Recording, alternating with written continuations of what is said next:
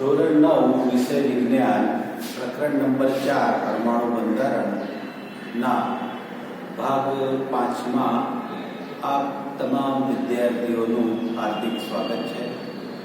વિદ્યાર્થી મિત્રો, આજે આપણે ભાગ 5માં પરમાણુ બંધારણની અંદર ઇલેક્ટ્રોનની જે ગોઠવણી છે અને તેના આધારે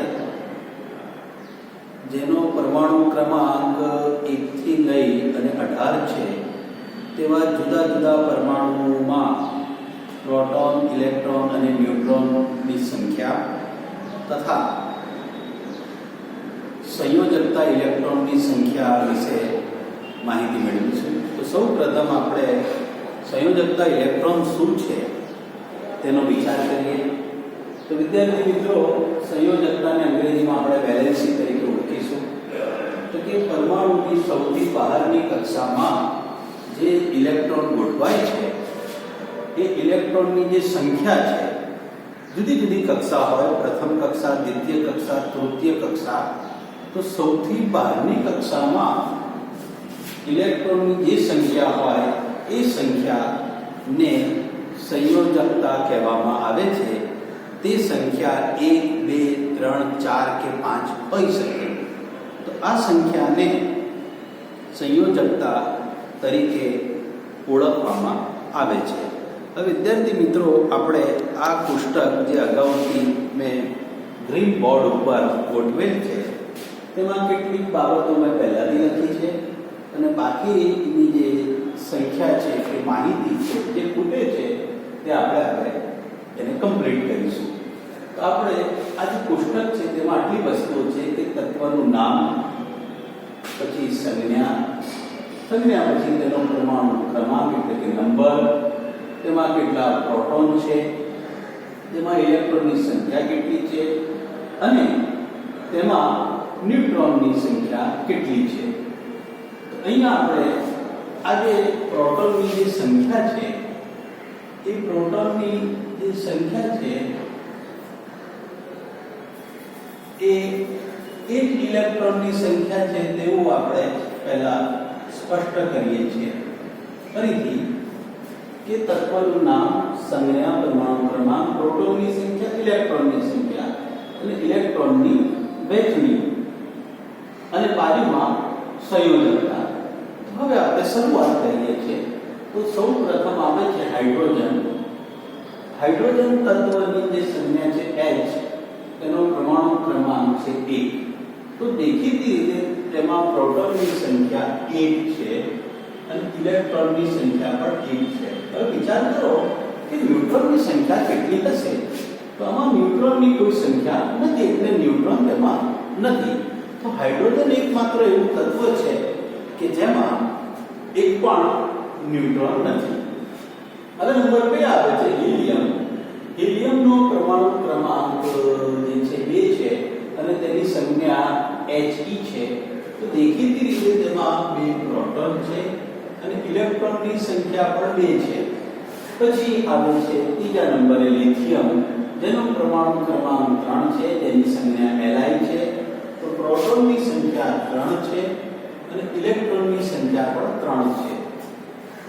ચોથા નંબરનું જે તત્વ છે બેરિલિયમ, કે તેની સંજ્ઞા Be છે, તેનો પરમાણુ ક્રમાંક 4 છે અને જેમાં પ્રોટોનની સંખ્યા 4 છે, ઇલેક્ટ્રોનની સંખ્યા 4 છે પણ ન્યુટ્રોનની સંખ્યા 6 છે. બોરોન, જેની સંજ્ઞા B છે, તેનો પરમાણુ ક્રમાંક 5 છે, તેમાં પ્રોટોનની સંખ્યા 5, ઇલેક્ટ્રોનની સંખ્યા 5 છે. કાર્બન, કે જેની સંજ્ઞા C છે, પરમાણુ ક્રમાંક તેનો 6 છે, પ્રોટોનની સંખ્યા 6, ઇલેક્ટ્રોનની સંખ્યા પણ 6 અને ન્યુટ્રોનની સંખ્યા 6 છે. નાઇટ્રોજન, કે જેમાં આપણે 7 પરમાણુ ક્રમાંક છે, તેની સંજ્ઞા N છે. તો દેખીતી રીતે તેમાં 7 પ્રોટોન છે, 7 જ ઇલેક્ટ્રોન છે અને નવાઈની વાત છે ન્યુટ્રોનની સંખ્યા પણ 7 છે.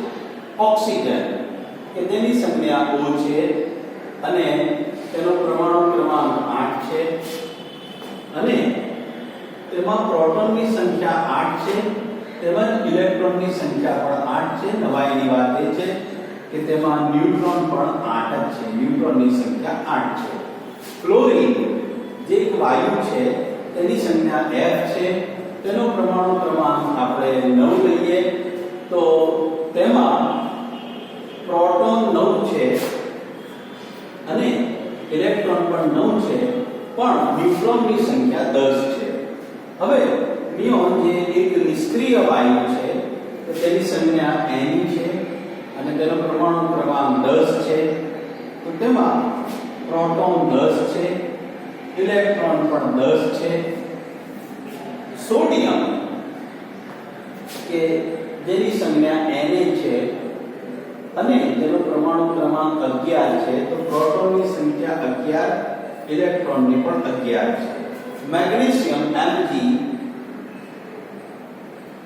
એમાં પરમાણુ ક્રમાંક આપણે 12 કહીએ તો પ્રોટોન 12 છે, ઇલેક્ટ્રોન પણ 12 છે. Aluminium Al 13. તો હવે એમાં પ્રોટોનની સંખ્યા 13 છે, ઇલેક્ટ્રોનની સંખ્યા 13 છે અને પ્રોટોનની સંખ્યા 14 છે. સિલિકોન Si તેનો પરમાણુ ક્રમાંક રોલ નંબર 14 છે અને આપણે રોલ નંબર તરીકે બી ઓળખી શકીએ. તો તેમાં પ્રોટોનની સંખ્યા 14 થાય, ઇલેક્ટ્રોનની સંખ્યા પણ 14, તેમાં પ્રોટોનની સંખ્યા પણ 14 છે. ફોસ્ફરસ P તેનો પરમાણુ ક્રમાંક 15 છે, પ્રોટોનની સંખ્યા 15 અને ઇલેક્ટ્રોનની સંખ્યા 15. પછી સલ્ફર કે જેને S વડે દર્શાવીશું તેનો પરમાણુ ક્રમાંક 16 છે. તો તેમાં 16 પ્રોટોન અને 16 જ ઇલેક્ટ્રોન છે. નવાઈની વાત એ છે કે ન્યુટ્રોનની સંખ્યા પણ 16 છે. ક્લોરીન એક વાયુ છે Cl જેનો નંબર 17 છે, જેમાં પ્રોટોન 17 છે, ઇલેક્ટ્રોનની સંખ્યા પણ 17 છે અને ન્યુટ્રોનની સંખ્યા 18 છે. જે બદલાતી રહે છે, તમે જોતા હશો. આર્ગોન એક વાયુ છે, નિષ્ક્રિય વાયુ છે, જેનો પરમાણુ ક્રમાંક 18 છે. તો તેમાં 18 પ્રોટોન છે, 18 ઇલેક્ટ્રોન છે પણ નવાઈની વાત એ છે કે ન્યુટ્રોનની સંખ્યા 22 છે. પોટેશિયમ કુલ 18 સુધી આપણે યાદ રાખવાના છે પણ આપણે 19 સુધી લીધા છે. પોટેશિયમ કે જેની સંખ્યા A છે તેનો પરમાણુ ક્રમાંક 19 છે. તો દેખીતી રીતે હવે પ્રોટોન 19 છે, ઇલેક્ટ્રોન પણ 19 છે અને તમારે સર્ચ કરી અને ન્યુટ્રોનની સંખ્યા મેં બાકી રાખી છે એ લેસન તમારે કરવાનું છે. હવે આ પુસ્તક જોતા આપણને એવું માલુમ પડે છે કે 1 થી લઈને 19 સુધી જે આપણે તત્વો જોઈ ગયા તેમાં જે પરમાણુ ક્રમાંક છે તે જ પ્રોટોનની સંખ્યા છે અને તે જ ઇલેક્ટ્રોનની સંખ્યા છે. ફરીથી આ રિપીટ કરું છું કે જે પરમાણુ ક્રમાંક છે એ જે નંબર છે એટલા જ પ્રોટોન અને એટલા જ ઇલેક્ટ્રોન છે. જે સંખ્યા બદલાય છે તે સંખ્યા ન્યુટ્રોનની છે. ન્યુટ્રોનની સંખ્યા હાઇડ્રોજનમાં 0 છે અને બાકીના તત્વોમાં એ સંખ્યા ક્યારેક ઇલેક્ટ્રોન પ્રોટોન એટલી જ છે અને ક્યારેક વધી જાય છે. હવે આપણે ઇલેક્ટ્રોનની વહેંચણી જોઈ લઈએ. તો હાઇડ્રોજનનો જે પરમાણુ ક્રમાંક છે 1 છે તો તેમાં ઇલેક્ટ્રોન 1 છે. ઇલેક્ટ્રોનની જે વહેંચણી છે એ 1 છે. હિલિયમ તેનો પરમાણુ ક્રમાંક 2 છે. તો પહેલી કક્ષામાં વધુમાં વધુ 2 આવે. તો આ પહેલી કક્ષા, આ પહેલી કક્ષા. હવે પહેલી કક્ષા ભરાઈ ગઈ. તો લિથિયમ જેનો પરમાણુ ક્રમાંક 3 છે તો તેની ઇલેક્ટ્રોન રચના કેવી રીતે આવશે? તો 2 અને 1.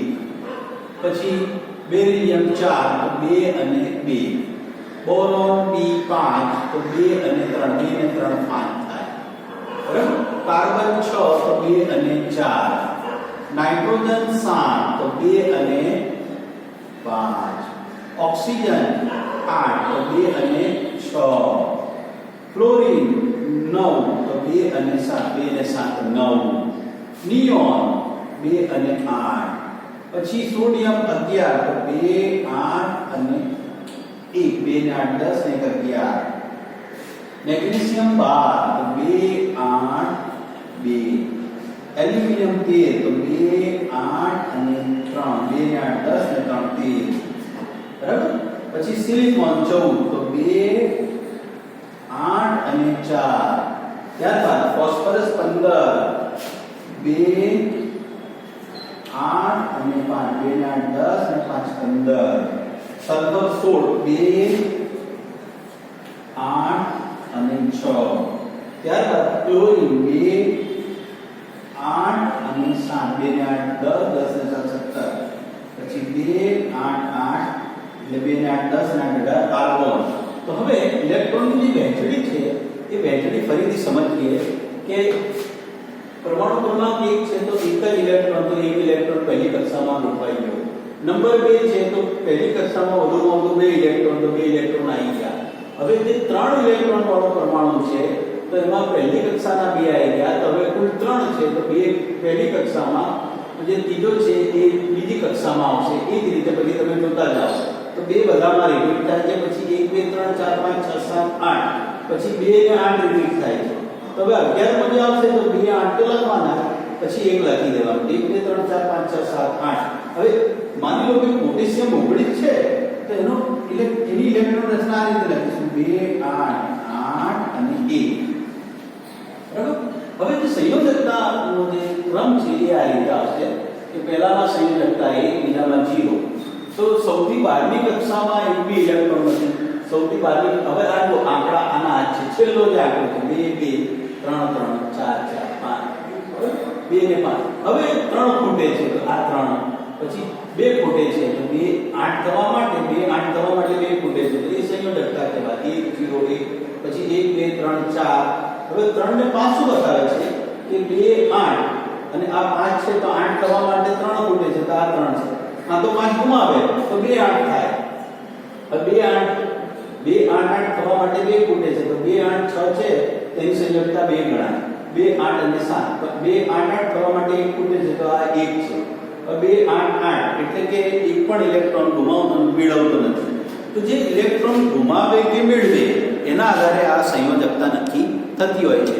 તો આ કોષ્ટકનો ફરીથી તમે અભ્યાસ કરો, આ સંયોજકતા શું છે તો ફરી રિપીટ કરો. પરમાણુની સૌથી બહારની કક્ષામાં રહેલા ઇલેક્ટ્રોનની સંખ્યાને તેની સંયોજકતા કહે છે. તો ઇલેક્ટ્રોનની જે વહેંચણી છે એના આધારે સંયોજકતા નક્કી થતી હોય છે. તો પહેલી કક્ષામાં 2, બીજીમાં 8, 2 8 8 18 અને 32 નો નિયમ તમારે યાદ રાખવાનો. પહેલી કક્ષામાં 2, બીજીમાં 8, ત્રીજીમાં 8, ચોથીમાં 18 અને પછીની જે કક્ષા છે તેમાં 32 વધુમાં વધુ ઇલેક્ટ્રોન સમાઈ શકે. તો સૌથી પહેલા પહેલી કક્ષામાં, પછી બીજી કક્ષામાં, પછી ત્રીજી અને પછી એના પછીની કક્ષામાં બી પછી પેટા કક્ષાઓ હોય જેને કક્ષક કહેવાય, પણ એનો અભ્યાસ તમારે હાલ કરવાનો નથી. તો વિદ્યાર્થી મિત્રો, આજે આપણે ધોરણ 9 ના વિષય વિજ્ઞાનના પ્રકરણ 4 ના ભાગ 4 માં ભાગ 4 કે 5 મને એક્ઝેક્ટ આઈડિયા નથી, 5 જ હશે. તો ભાગ 5 માં આપણે આજે સંયોજકતા અને આ જે કોષ્ટક છે એ કોષ્ટકનો અભ્યાસ કરી અને સંપૂર્ણપણે નંબર 1 થી લઈ અને 19 સુધી ટોટલ આપણે પ્રોટોનની સંખ્યા, ઇલેક્ટ્રોનની સંખ્યા, પછી ન્યુટ્રોનની સંખ્યા, ઇલેક્ટ્રોનની વહેંચણી કેવી રીતે થાય, તેની સંયોજકતા શું છે, કક્ષા કોને કહેવાય, કક્ષક કોને કહેવાય અને એમાં ઇલેક્ટ્રોન કેવી રીતે ગોઠવાય, અને સૌથી બહારની કક્ષામાં જે ઇલેક્ટ્રોન રહેલા હોય તેને આપણે સંયોજક ઇલેક્ટ્રોન કહીએ છીએ તેની વાત કરી. તો હવે પછીના પ્રકરણમાં આપણે પરમાણુ ક્રમાંક અને પરમાણુ દ્રવ્યાંક અને તેનો શું તફાવત છે તેના વિશે આપણે વાત કરીશું. તો આ ભાગ અને પહેલાના જે ભાગ છે આ ચેપ્ટર માટેના તે તમે ફરીથી જુઓ અને ટેક્સ્ટબુકનો અભ્યાસ કરો. તો નીલ્સ બોરનો નિયમ મેં સમજાયેલો, પણ નીલ્સ બોરનો જે નિયમ છે અને એમાં જે કક્ષાઓ છે તે મુદ્દો અભ્યાસક્રમમાં નથી, પણ આપણે તેનો ભાગ બનાવી અને વિડીયો સ્વરૂપે મૂકેલ છે તે તમે જોઈ શકો છો. યાદ રાખવાની જરૂર નથી. Thank you.